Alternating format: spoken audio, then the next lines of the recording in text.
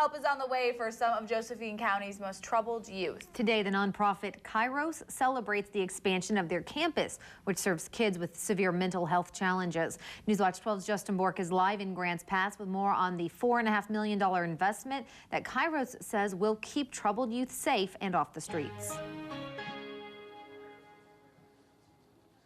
Well, we're inside one of the two buildings that will make up Kairos' new campus. And if you look next to me, these are the blueprints for the second one, still under construction. This conference room behind me is pretty indicative of what you're going to find in this building. There really are no dorms and no clinical settings. And the reason is because most of the work this building enables is being done in the field. But between this and the other building under construction, the campus can cover everything from preventive treatment to acute crisis management.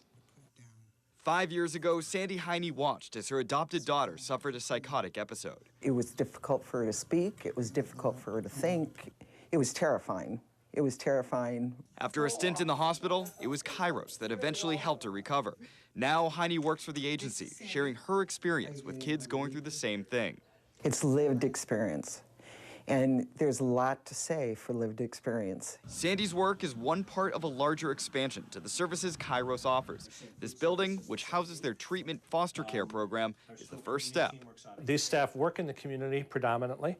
So they're in the schools, they're in the foster homes, and they're helping support children, they're helping teach them skills, they're helping the foster families teach them skills themselves. The foster kids this program helps are extremely high risk, one step below requiring a residency program.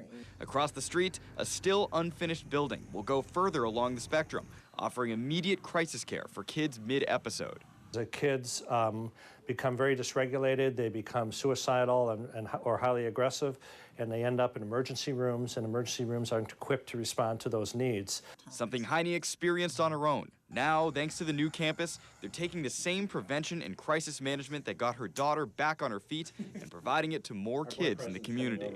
It's all about, we're here for them. This new building is thanks to over $1 million in grants and donations, and the second building is actually going to be opening up mid-summer of this year. Live in Grants Pass, Justin Bork, Newswatch 12.